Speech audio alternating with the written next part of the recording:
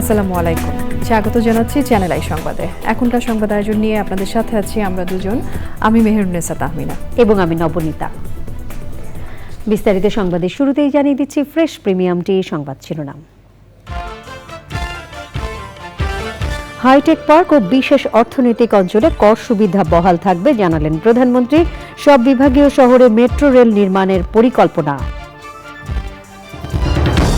ভারতের সাথে চুক্তিতে দেশ বিক্রি করে দেওয়ার অভিযোগ বিএনপির। খালেদা জিয়ার কিছু হলে সরকারকে দায় নিতে হবে, হুঁশিয়ারি।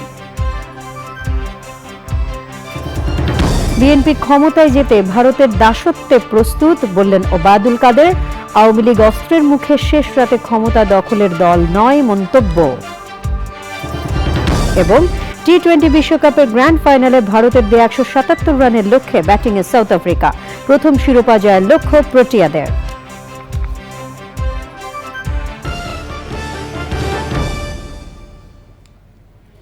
সংবাদ শিরোনামগুলো জানাচ্ছিলাম। এখনকার এই সংবাদ আয়োজন একই সঙ্গে চ্যানেল আইয়ের ইউটিউব চ্যানেল এবং চ্যানেল আইয়ের ওটিটি প্ল্যাটফর্ম আই স্ক্রিনে লাইভ স্ট্রিমিং হচ্ছে। যাচ্ছে পুরো সংবাদে। হাইটেক পার্ক এবং বিশেষ অর্থনৈতিক অঞ্চলে বিনিয়োগকারীদের জন্য আগের সব সুবিধা বহাল থাকছে।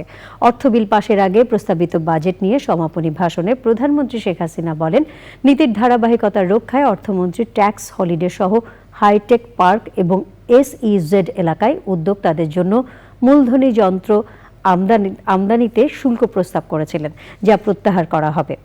দুর্নীতি করে কেউ পার পাবে না, আবারও হুঁশিয়ারি করেন প্রধানমন্ত্রী। রিজভী নওয়াজ জানাচ্ছেন। ৬ জুন জাতীয় সংসদে ২০২৪-২৫ অর্থবছরের বাজেট পেশ করেছিলেন অর্থমন্ত্রী আবুল হাসান মাহমুদ আলী।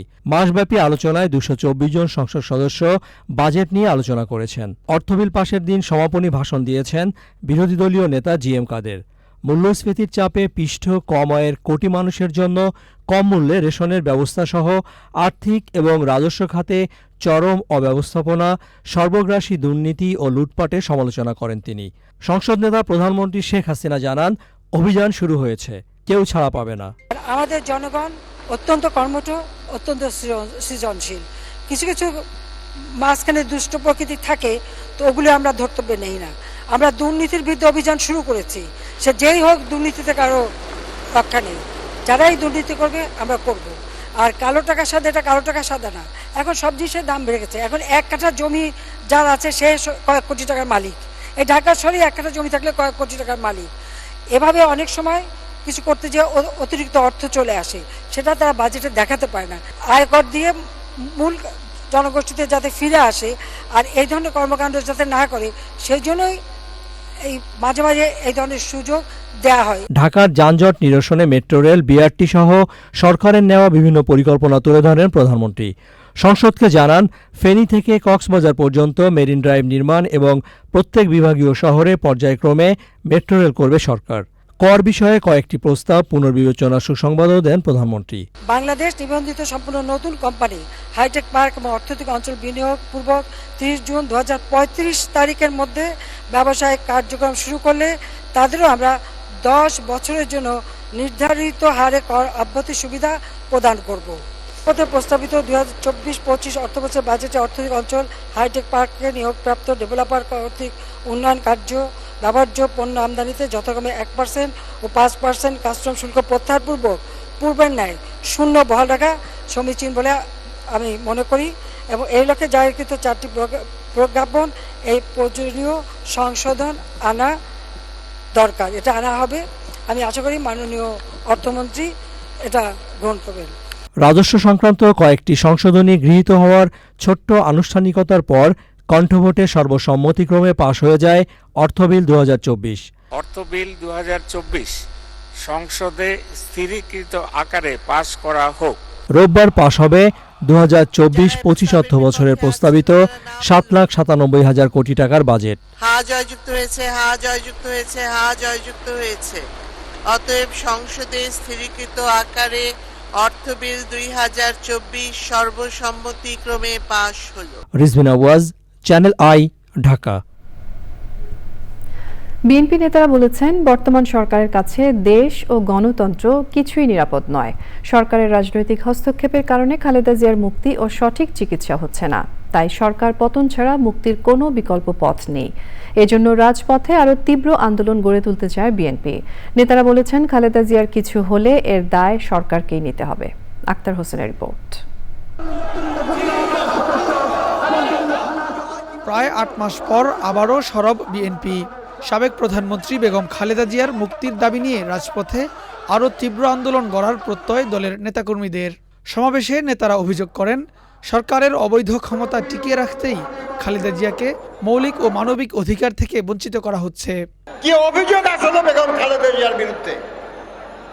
আসল অভিযোগ হলো বেগম খালেদা জিয়া জনপ্রিয়।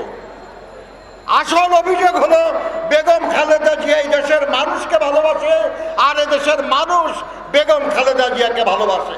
কিন্তু তাকে মুক্ত করতে হবে শুধুমাত্র পদের কারণে আনবো বক্তৃতা দিয়ে কৃতার্থ করতে হবে না। বক্তৃতায় মুক্তি মিলবে না, বক্তৃতায় দেশ স্বাধীন হয় নাই, যুদ্ধ করে দেশ স্বাধীন করতে হয়েছে। হাজার কণ্ঠে বলি, খালেদা জিয়ার ভয় নাই, রাজপথ ছাড়ি নাই। খালেদা জিয়ার কিছু হলে জ্বলবে আগুন, ঘরাবের ইত্যাদি স্লোগান দেয়। খালেদা জিয়াকে আমাকে এই কথা শুনিয়ে কোনো লাভ নাই।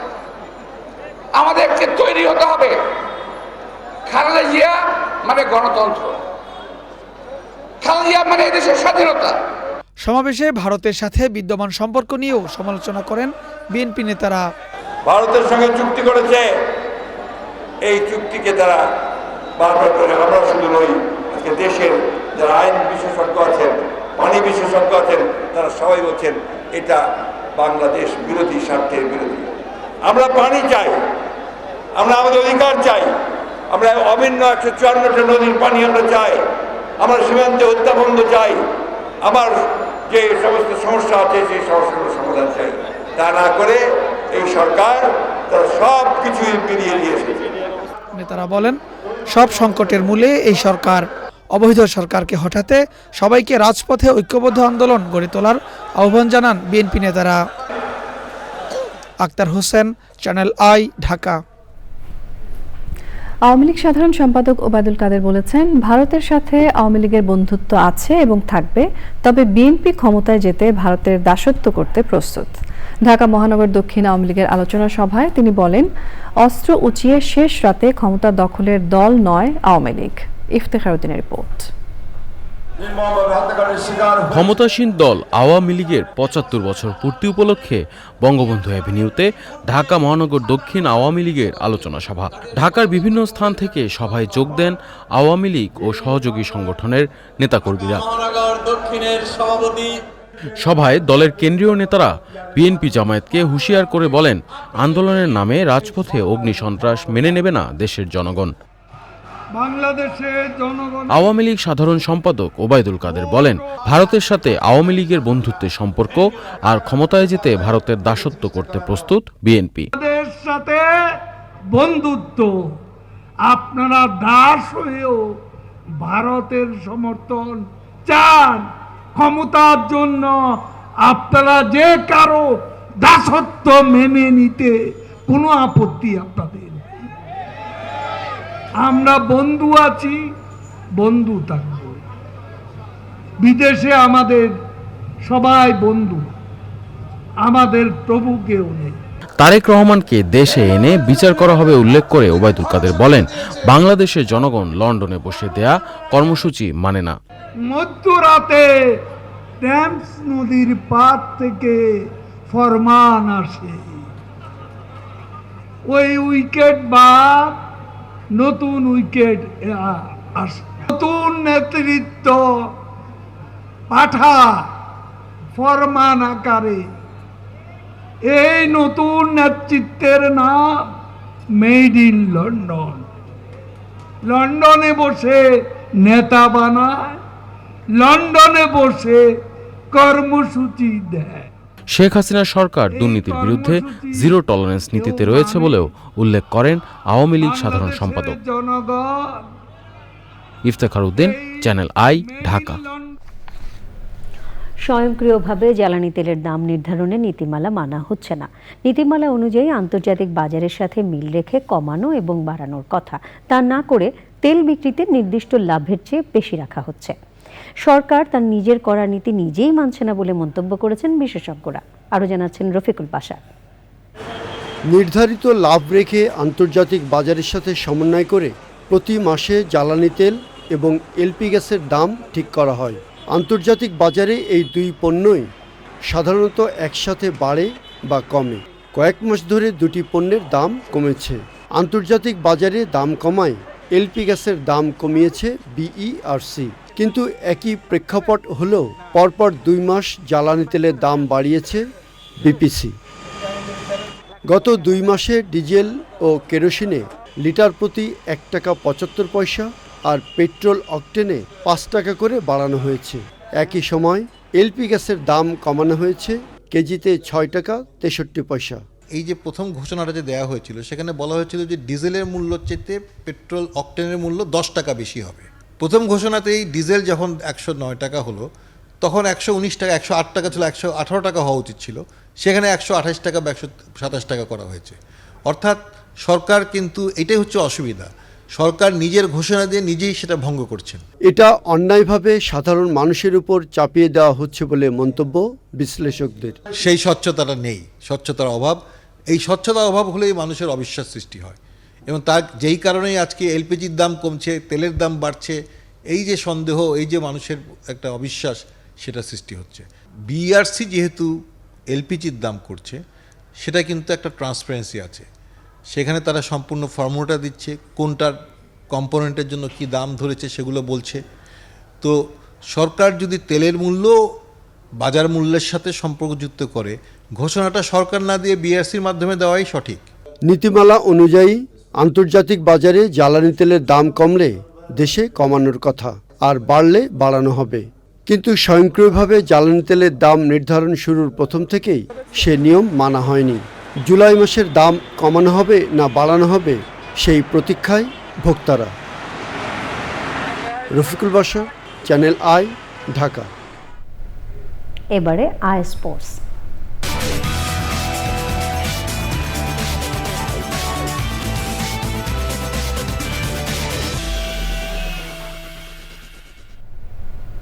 এই পর্যায়ে খেলাধুলার আপডেট নিয়ে আই স্পোর্টসে যোগ দিচ্ছেন আদিল আহমেদ শান। যাচ্ছে শানের কাছে। নবনীতা, ধন্যবাদ আপনাকে। আর দর্শক সবাইকে আমন্ত্রণ জানাচ্ছি আমাদের আজকের আই স্পোর্টস আয়োজনের শুরুতেই আপনাদেরকে জানিয়ে দিব নিউক্লিয়ার টি20 ওয়ার্ল্ড কাপ 2024।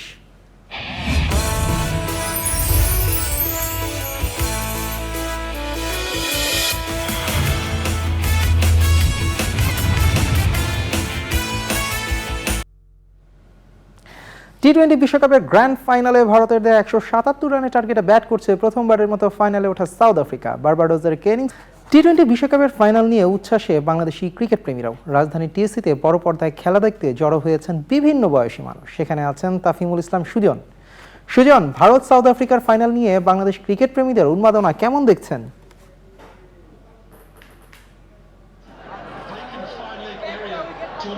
ধন্যবাদ শান। আমি এখানে টিএসসিতে নেই, ঢাকা বিশ্ববিদ্যালয়তে টিএসসি নয়, এটি একটি বারবাডোসের যে মাঠ স্টেডিয়াম রয়েছে, মনে হচ্ছে যে আমি সেই স্টেডিয়ামেই রয়েছি। এখানে যে ক্রিকেট প্রেমীরা রয়েছেন, টাইগার ভক্তরা রয়েছেন, তারা কিন্তু আজকে সাউথ আফ্রিকার সাপোর্ট করতেছেন। পুরো সাউথ আফ্রিকা যদি 4 ছক্কা মারতেছে, সেই 4 ছক্কার আয়োজনে কিন্তু পুরো টিএসসি কিন্তু কেঁপে উঠতেছে। এক কথা বলা যায় যে পুরো টিএসসি কিন্তু লোকে রোকারণ্য হয়ে গেছে। তরুণ তরুণী থেকে শুরু করে সব বয়সী মানুষেরাই কিন্তু টিএসসিতে অবস্থান করতে খেলা দেখতেছেন আজকের ফাইনাল খেলা। যে আজকের এই বিশ্বকাপের আজকের যে শেষ ম্যাচটি শুধু এখানে দেখা নয়, প্রথম থেকে বিশ্বকাপের শুরু থেকেই ম্যাচগুলো কিন্তু এখানে বড় স্ক্রিনে দর্শকরা দেখে আসতেছে। আজকের ম্যাচটিতে কেন্দ্র করে পুরো টিএসসি থেকে শুরু করে টিএসসির যে পরবর্তী রাস্তাটি আছে, আমি যদি স্ক্রিনে দেখাতে পারতেছি কিনা, যতটুকু দেখা যাচ্ছে সম্পূর্ণই কিন্তু লোকারণ্য এক প্রকার। আমি আর কিছু দর্শকের সাথে কথা বলবো, তাদের সাথে তাদের আগ্রহ, যাদের বিশ্বকাপ সম্পর্কে তাদের যে কি ধারণা আছে আজকে ফাইনাল সম্পর্কে জানতে চাইবো। বিশ্বকাপ আমি তো অবশ্যই আশা করছি দক্ষিণ আফ্রিকা জিতবে। আমি দক্ষিণ আফ্রিকার সাপোর্টার, সো আমি চাইবো তো দক্ষিণ আফ্রিকা জিতুক।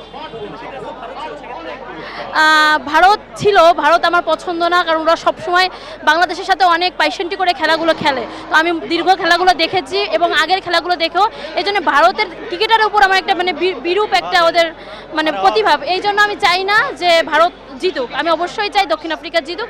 আর দক্ষিণ আফ্রিকা অনেক ভালো একটা দল। আপনি শুনছিলেন যে দক্ষিণ আফ্রিকার একজন সাপোর্টার, তিনি বলছিলেন যে ভারত বাংলাদেশের সাথে সবসময় এক প্রকার বিরূপ আচরণ করে থাকে, সেই জন্যই আজকে কিন্তু ভারতের বিপক্ষে সাপোর্ট নিয়ে সাউথ আফ্রিকার পক্ষে সাপোর্ট নিচ্ছেন। আমরা আরেকজনের সাথে কথা বলার চেষ্টা করব। আজকে কাকে সাপোর্ট দিচ্ছে? ভারত জিতবে, ভারত সমর্থন করছে। ভারত আমাদের সবসময় পরীক্ষিত বন্ধু, ভারত হারুক আর জিতুক, আমরা সবসময় ভারতের পক্ষে। আপনি শুনছিলেন যে আরেকজন ভারতের সাপোর্টার, তারা কিন্তু বলছিলেন যে ভারত আজকে ম্যাচে জিতবে, কিন্তু দেখার বিষয় শেষ তো কে জিতে সেটি কিন্তু। ধন্যবাদ সুজন আমাদেরকে টি-20 বিশ্বকাপের ফাইনাল নিয়ে বাংলাদেশি দর্শকদের উন্মাদনা জানানোর জন্য। টি-20 বিশ্বকাপ নিয়ে আরও তথ্য জানতে নিউজ রুমে নিউক্লিয়ার প্যাভিলিয়নে আছেন তানভীর আহমেদ। তানভীর, বিশ্বকাপ নিয়ে আর কি নতুন তথ্য আছে আপনার কাছে?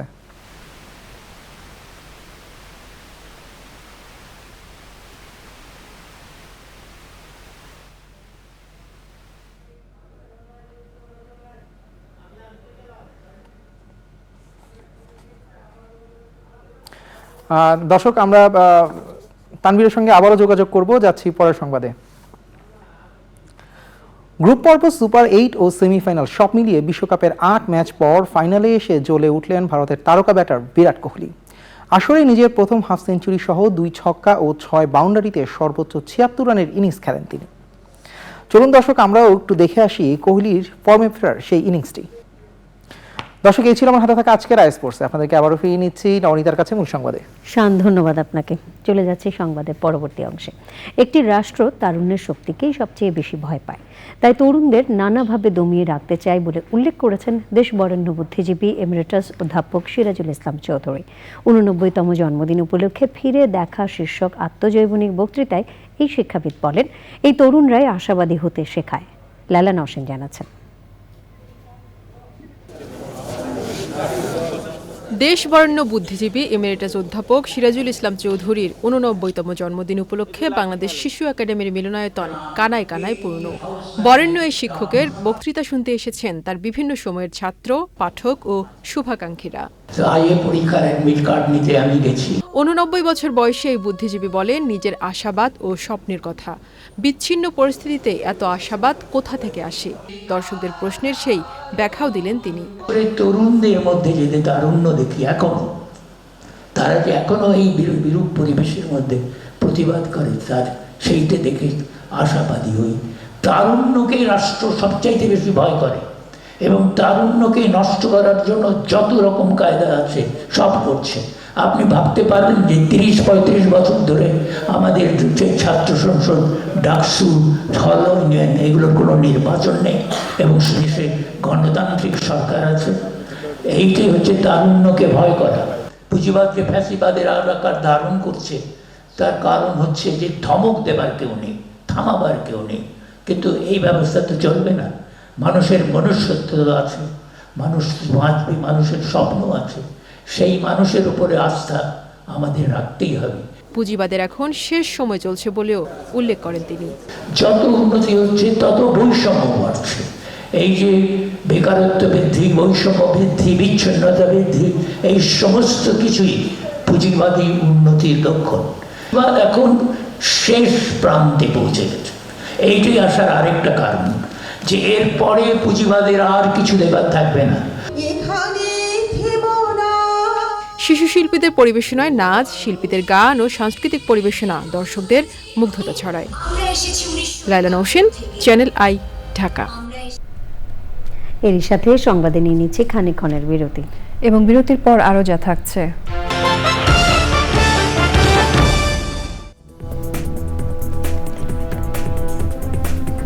বিরতির পর আমন্ত্রণ আরও একবার। চলুন যাওয়া যাক পরের আয়োজনে। 1 বছরে ও লেভেল আর 7 মাসে এ লেভেল পাস। নবম শ্রেণী পর্যন্ত বাংলা মাধ্যমে পড়ে 2022 সালে ইংরেজি মাধ্যমে ভর্তি হওয়া রংপুরের লামিসা জমজমের অনন্য কৃতিত্ব এখানেই শেষ না। ও লেভেলে 7টি বিষয়ের মধ্যে 6টিতে গ্রেড 9, পদার্থবিদ্যা, রসায়ন এবং গণিতে 97% মার্কস পেয়েছে সে। আর এ লেভেলে গণিত, পদার্থবিদ্যায় সর্বোচ্চ গ্রেডের পাশাপাশি রসায়নে শতভাগ মার্কস পেয়ে ওয়ার্ল্ড হাইয়েস্ট খেতাবের অধিকারী লামিসা জমজম। স্কুলের শিক্ষকদের বাইরে কোনো কোচিং, ব্যাচ কিংবা গৃহশিক্ষকের সহায়তাও দরকার হয়নি তার। রিজভিন আজ রিপোর্ট। বিভাগীয় শহর রংপুর ক্যান্টনমেন্ট পাবলিক স্কুলের শিক্ষার্থী লামিসা জমজম করোনাকালে নবম শ্রেণীতে ওঠার পর লকডাউনে স্কুল বন্ধ। সে সময় তার অভিভাবকরা এক ধরনের অনিশ্চয়তার মুখে স্থানীয় নর্থ ওয়েস্ট ইন্টারন্যাশনাল স্কুলে ভর্তি করিয়ে দেন মেয়েকে। লামিসা জমজম আমাদের আমাদের পোস্টার গার্ল। কেমিস্ট্রিতে যে সারা বিশ্বে সর্বোচ্চ নাম্বার যে কয়জন পেয়েছে আমাদের লামিসা জমজমও একজন। আমরা আশা করি যে যারা আগামী দিনের শিক্ষার্থী তারা লামিসা জমজমের এই কথাগুলো শুনবেন মনোযোগ দিয়ে এবং ফলো করবেন। 1 বছর 3 মাসের মাথায় ও লেভেল দিয়েছি আর 7 মাসের মাথায় এ লেভেল কমপ্লিট করছি। ও লেভেলসে 3 বছর আর এ লেভেলসের টাইম 2 বছর। হার্ড ওয়ার্ক করছি, অনেক পড়াশোনা করছি, অনেক বেশি। বাংলা মিডিয়ামের সিলেবাসের তুলনায় ইংলিশ মিডিয়ামের সিলেবাসটা অনেক বেশি অ্যাডভান্সড। ভয় ঠিক পাইছি এরকম না, কিন্তু আমার এই সিলেবাসটা দেখে অনেক বেশি ভালো লেগেছিল আর এই সিলেবাসটা অনেক বেশি অর্গানাইজড। আমি আমার স্কুলের টিচারদের হেল্পে প্রস্তুতি নিয়েছি সব, আর বাইরের কোনো আমি প্রাইভেট পড়িনি। ও লেভেলসে হচ্ছে আমি 7টা সাবজেক্ট দিয়েছি, আর ফিজিক্স, কেমিস্ট্রি, ম্যাথ মিলে 97% মার্কস আছে। আর এ লেভেলসে 3টা সাবজেক্ট, ফিজিক্স, কেমিস্ট্রি আর ম্যাথ। ফিজিক্সে 97% প্লাস আছে নাম্বার, আর ম্যাথসে 97%। কেমিস্ট্রিতে full mark 600 out of 600। Full marks পেলে কি বলে তোমাদের? World highest. World highest. তুমি মেয়েকে নিয়ে দারুণ গর্বিত প্রকৌশলী বাবা। আসলে ইংলিশ মিডিয়ামের পড়ালেখাটা অনেক বেশি স্ট্যান্ডার্ড। আমরা যেগুলো হয়তো বুয়েটে গিয়ে পড়েছি এরকম অনেক কিছু আমরা তাদেরকে এখানে এ লেভেল ও লেভেলে পড়তে দেখছি। কেবল লামিসা জমজমই নয়, প্রতি বছরই ও লেভেল কিংবা এ লেভেলে দারুণ কৃতিত্ব দেখায় নর্থ ওয়েস্ট ইন্টারন্যাশনাল স্কুলের শিক্ষার্থীরা।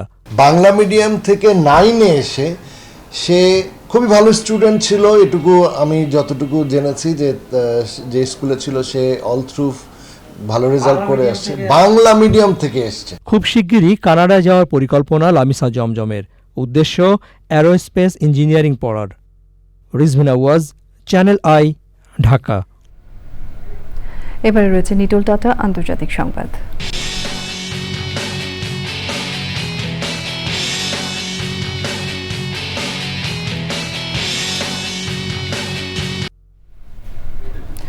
নভেম্বরে আসন্ন মার্কিন প্রেসিডেন্ট নির্বাচন ঘিরে প্রথমবার সরাসরি বিতর্কে সাবেক প্রেসিডেন্ট ডোনাল্ড ট্রাম্পের কাছে অনেকটা ধরাশায়ী হয়েছেন প্রেসিডেন্ট জো বাইডেন। বিতর্কে ভালো করতে না পারায় বিরক্ত তার দল ডেমোক্রেটিক্স পার্টি নেতাকর্মীরা। বিতর্কে ভালো করতে না পারার বিষয়টি বাইডেন নিজেও স্বীকার করেছেন। তার বয়স হয়েছে বলে স্বীকার করলেও প্রতিদ্বন্দ্বিতা থেকে সরে দাঁড়ানোর কোনো ইঙ্গিত বাইডেন দেননি। বিতর্কে ভালো করতে না পারায় তুমুল সমালোচনার জবাবে জো বাইডেন প্রতিদ্বন্দ্বী রিপাবলিকান প্রার্থী ট্রাম্পকে হারানোর প্রত্যয় ব্যক্ত করেছেন। এবারে রয়েছে আইস্ক্রিন সাংস্কৃতিক সংবাদ।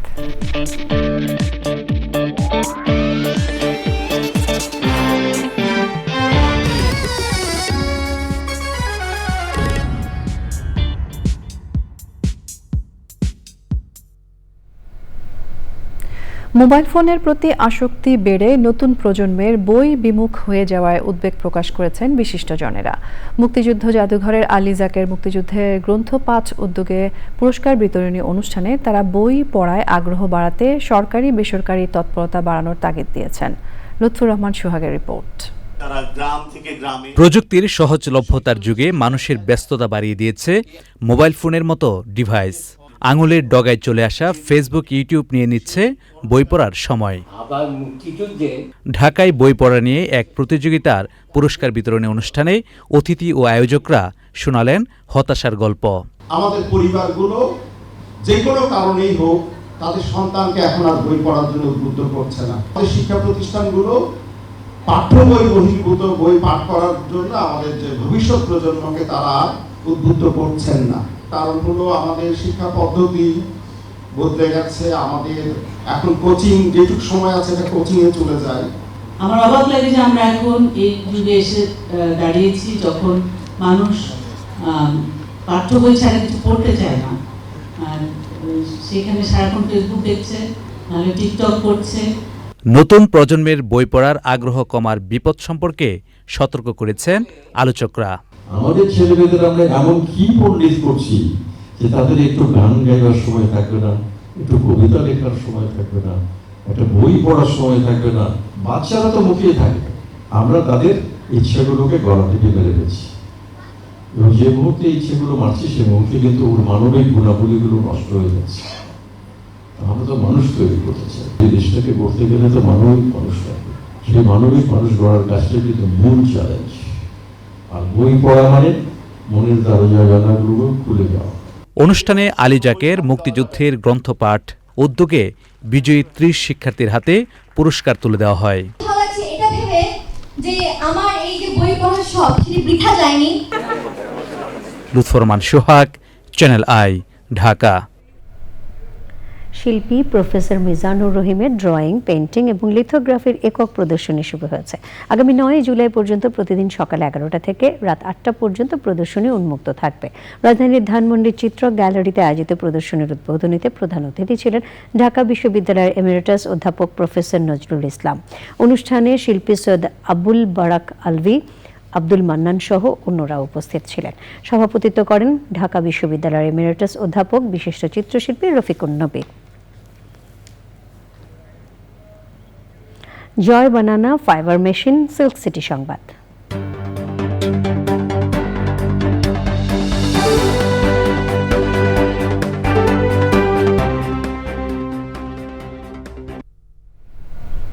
বাংলাদেশ মুক্তিযোদ্ধা সংসদ রাজশাহী মহানগর ইউনিট কমান্ডের উদ্যোগে ঈদ পুনর্মিলনী হয়েছে। প্রধান অতিথি ছিলেন বাংলাদেশ আওয়ামী লীগের সভাপতি মণ্ডলীর সদস্য ও রাজশাহী সিটি কর্পোরেশনের মেয়র HM খায়রুজ্জামান লিটন। বাংলাদেশ মুক্তিযোদ্ধা সংসদ রাজশাহী মহানগর ইউনিটের সাবেক কমান্ড বীর মুক্তিযোদ্ধা ডক্টর মোহাম্মদ আব্দুল মান্নানের সভাপতিত্বে অনুষ্ঠানে বিশেষ অতিথি ছিলেন রাজশাহী মহানগর আওয়ামী লীগের সভাপতি বীর মুক্তিযোদ্ধা মোহাম্মদ আলী কামাল।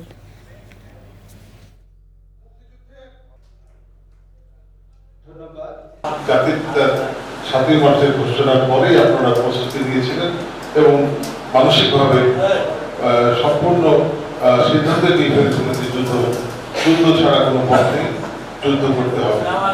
তো সেই দিনে আপনারা যুদ্ধের ক্ষেত্রে গিয়েছিলেন, আপনাদের অনেক সঙ্গী সাথী যারা শাহাদত বরণ করেছেন, যারা ফিরে আসেননি, তাদের জন্য আমাদের যতদিন আমরা বেঁচে থাকবো তাদের জন্য আমাদের অসংখ্য কৃতজ্ঞতা। এবারে কৃষি সংবাদ।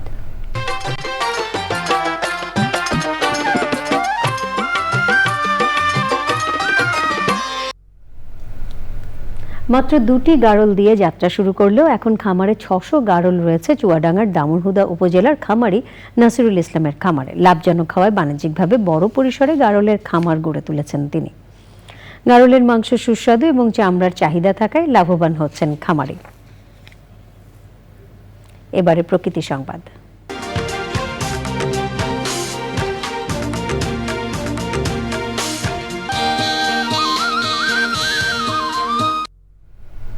বিনোদন প্রেমীদের আকর্ষণে পরিণত হয়েছে জেলা সদরের একমাত্র বিনোদন কেন্দ্র শরীয়তপুর পার্ক। শুধু ঈদ পার্বণই নয়, ছুটির দিন সহ এখন যে কোনো উৎসবেরই শিশু, কিশোর এবং অভিভাবকরা বাঁধ ভাঙা উল্লাসে মেতে ওঠেন পার্কটিতে।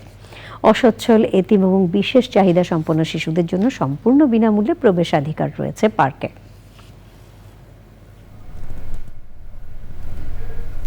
সংবাদে সময় হলো আবারও বিরতির, এবং বিরতির পর আরো যা থাকছে। সিরাম ড্যামেজ রিপেয়ার করে প্রথম ধোয়া থেকে। চলুন আবার টেস্ট করি, সফট করবে চুল, ড্যামেজ হবে দূর। নতুন ডাভ ইন্টেন্স রিপেয়ার। নতুন আর উন্নত গ্লো এন্ড লাভলি। এত গ্লো প্রমোশন হয়েছে পুরো 40%। আরে আমার না, গ্লো এন্ড লাভলি শুধু ক্রিম না, সিরাম ক্রিম দেয় 40% বেশি উজ্জ্বলতা। এর মাল্টিভিটামিন সিরাম ত্বকের 3 স্তর গভীরে যায়, দাগ ও মলিনতা দূর করে আর দেয় 40% বেশি উজ্জ্বলতা। মানে এইচডি গ্লো, বিশ্বের 1 number glow cream, glow and lovely. Vim লিকুইডে 20 টাকা ছাড়। এখন প্রতিটি 500 মিলি ভিম লিকুইড পাচ্ছেন মাত্র 130 টাকায়।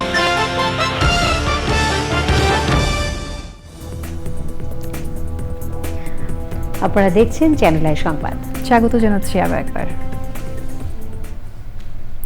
শুক্রবার পর্যন্ত 30,000-এর বেশি হাজি দেশে ফিরলেও এখন পর্যন্ত শতাধিক লাগেজের হদিস মিলছে না। নিখোঁজ রয়েছেন এক বাংলাদেশি হাজি।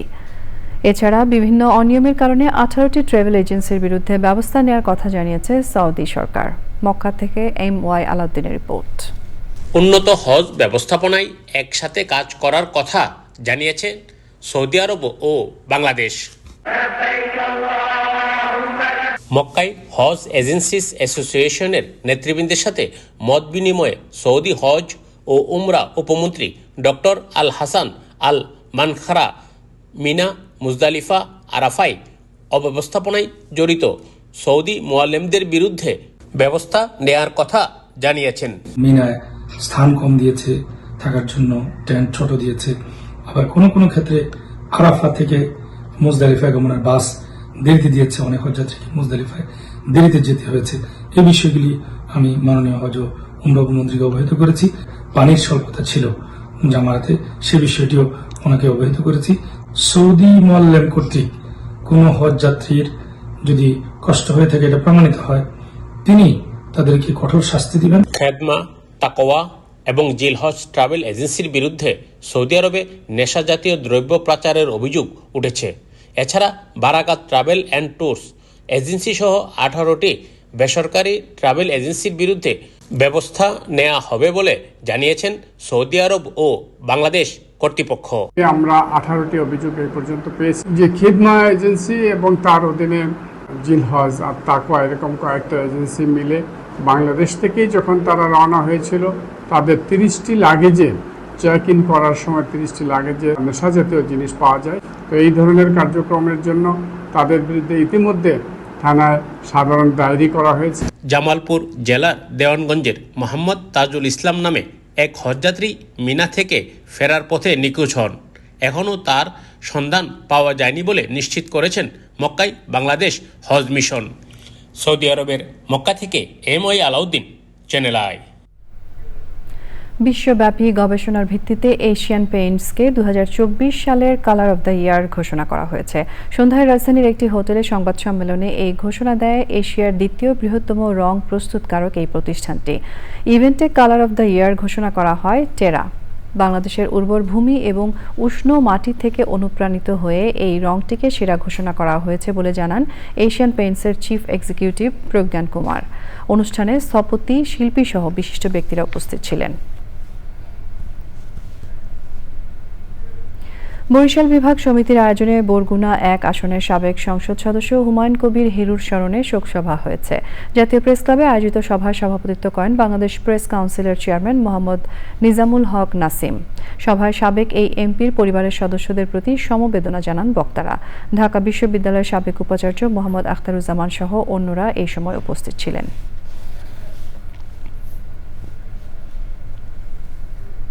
আন্তর্জাতিক যোগ দিবস উপলক্ষে আলোচনা সভা ও যোগ প্রদর্শনী হয়েছে। রাজধানীর সোভানবাগে 3টি প্রতিষ্ঠান যৌথভাবে এই আয়োজন করে। আলোচনায় বক্তারা বলেন, যোগ ব্যায়াম শারীরিক ও মানসিকভাবে মানুষকে সুস্থ রাখে। নিয়মিত যোগ ব্যায়াম বিভিন্ন ধরনের অসুস্থতা থেকেও রক্ষা করে। সবাইকে নিয়মিত যোগ ব্যায়ামের আহ্বান জানান বক্তারা।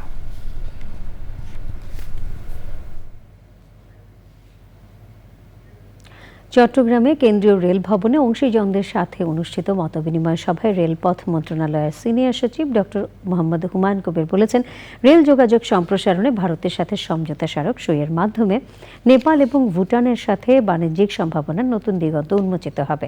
চট্টগ্রাম ও কক্সবাজারবাসীর দাবির পরিপ্রেক্ষিতে চট্টগ্রাম কক্সবাজার স্পেশাল ট্রেন চালু রাখা সহ ওই রুটে ট্রেনের সংখ্যা বাড়ানোরও ঘোষণা দেন তিনি। মোনাশ কলেজ অস্ট্রেলিয়ার অংশীদার ইউনিভার্সাল কলেজ অব বাংলাদেশের আয়োজনে মোনাশ কলেজ গ্র্যাজুয়েশন কনভোকেশন 2024 অনুষ্ঠিত হয়েছে। 103 জন শিক্ষার্থী এতে অংশ নেন। মোনাশ কলেজের বিভিন্ন program, Monash University foundation year, Monash College diploma of business, information technology and engineering থেকে স্নাতক ডিগ্রি পেয়েছেন এই শিক্ষার্থীরা। দেশে অস্ট্রেলিয়ার ভারপ্রাপ্ত হাই কমিশনার নার্দিয়া সিমসন অনুষ্ঠানে উপস্থিত ছিলেন।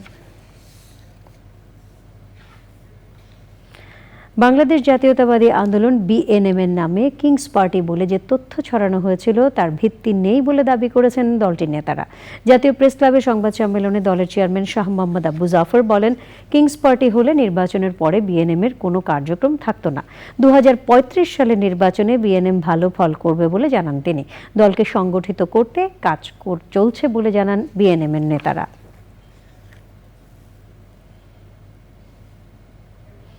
বাংলাদেশ যুব ঐক্য পরিষদের দ্বিতীয় জাতীয় সম্মেলন হয়েছে। সকালে রাজধানীর ইঞ্জিনিয়ার্স ইনস্টিটিউশনে সম্মেলনে যোগ দেন সারা দেশ থেকে আসা নেতাকর্মীরা।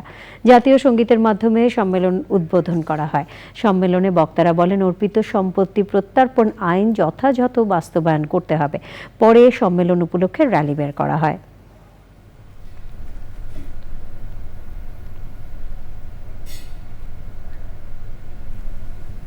সংবাদে আবারও নিয়ে নিচ্ছে বিরতি। বিরতির পর খেলার খবরে যা থাকছে।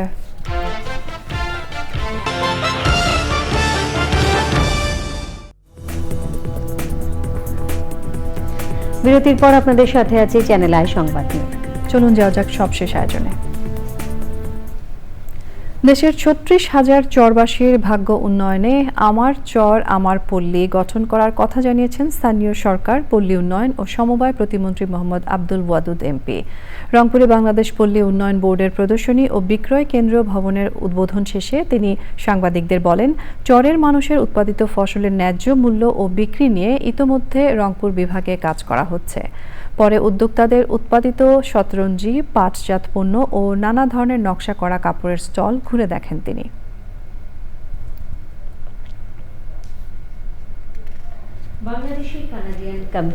বাংলাদেশি কানাডিয়ান কমিউনিটির উদ্যোগে বাংলাদেশি কমিউনিটি অ্যাওয়ার্ড প্রদানের ধারা চালু হলো কানাডার টরন্টোতে।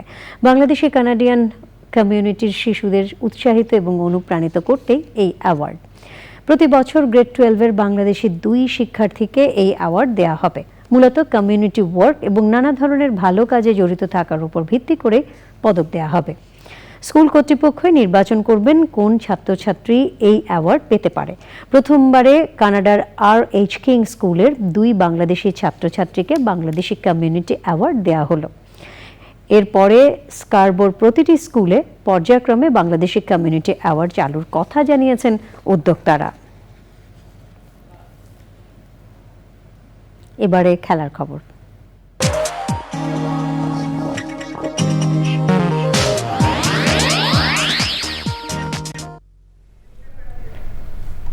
প্রিয় দর্শক, টি-20 বিশ্বকাপ নিয়ে আরো তথ্য জানাতে নিউজ রুমের নিউ কেয়ার প্যাভিলিয়নে আছেন তানভীর আহমেদ। যাচ্ছি তানভীরের কাছে। তানভীর, বিশ্বকাপ নিয়ে আর কি তথ্য আছে আপনার কাছে? আজকের সাউথ আফ্রিকার ভারতের ম্যাচ দিয়ে গ্র্যান্ড ফিনাল দিয়ে শেষ হচ্ছে টি-20 বিশ্বকাপের নবম আসরে 28 দিনের ক্রিকেট উৎসব। এই উৎসবে এই ক্রিকেট ফাইনাল ম্যাচে যেই দলে জিতুক সেই দল আমরা কিন্তু টি-20 বিশ্বকাপের অপরাজিত চ্যাম্পিয়ন পেতে যাচ্ছি প্রথমবারের মতো। আজকের ম্যাচ নিয়ে যদি একটু কথা বলি, ভারত কিন্তু একটি চ্যালেঞ্জিং স্কোর করেছে। বিরাট কোহলি গ্রুপ পর্বে সুপার 8 সেমিফাইনালে ভালো রান করতে না পারায় অনেক সমালোচনা হয়েছে, কিন্তু আজকে বড় ম্যাচে বড় রান করে বিরাট কোহলি দেখিয়ে দিয়েছেন এবং তার এই 76 রানের ইনিংসেই ইন্ডিয়া দল খুব ভালো একটা সংগ্রহ পেয়েছে এবং সাউথ আফ্রিকাও কিন্তু সেই রান খুব ভালোভাবেই জবাব দিচ্ছে। এবারের বিশ্বকাপে সর্বোচ্চ 281 রান নিয়ে সর্বোচ্চ রান স্কোরার গুরবাজ আফগানিস্তানের, আর 17 উইকেট নিয়ে এখন পর্যন্ত শীর্ষে আছেন আফগানিস্তানেরই ফারুকি। নিউজ রুম থেকে এই ছিল আমার কাছে সর্বশেষ।